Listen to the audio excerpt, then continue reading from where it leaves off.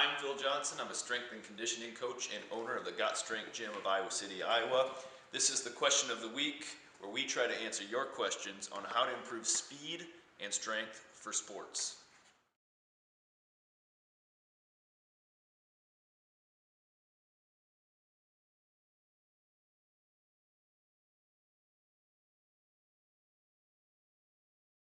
Do we train our girl athletes different than we train our boy athletes?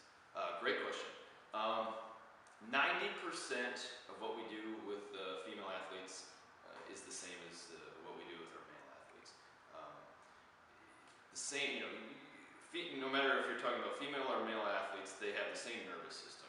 They have the same muscle biology, the same internal physiology, with the exception of differences in hormones, some structural differences in terms of biomechanics.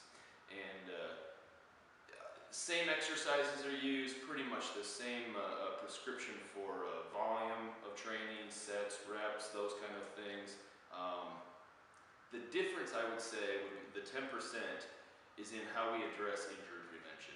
And that simply comes from the fact that we know female athletes are at a much greater risk of tearing the anterior cruciate ligament, the ACL, than male athletes. And there are several reasons for that. That has to do with hormones.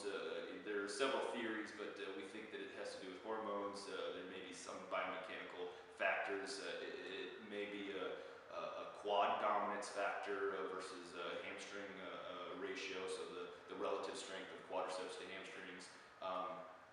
So how we address that in our program, and really what makes the difference between training male and female, is that we just place a much greater emphasis on ACL injury prevention. So doing things like single leg exercises more than bilateral exercises.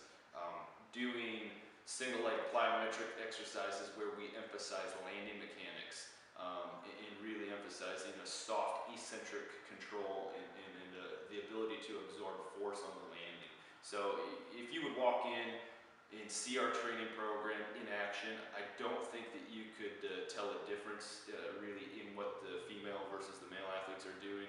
But in our post work, in our individually prescribed exercise protocol, that's where you would see a difference.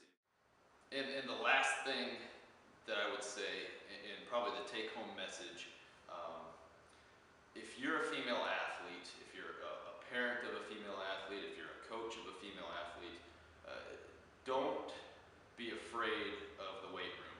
Don't think that it's going to make you big. Don't think that training will make you bulky, make you look, manly.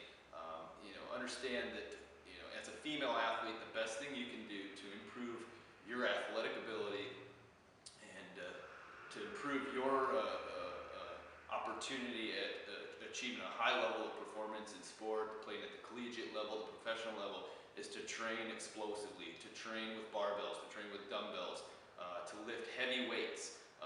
Obviously making sure that technique is good, but don't be afraid to get in the weight room, get after it, and improve sport performance by getting stronger. I think that that potentially can be the biggest barrier, the biggest hurdle that some female athletes, in my experience working with a lot of female athletes, sometimes that can be the biggest barrier to them achieving a higher level of sports. So get in the weight room, train heavy, and get after it.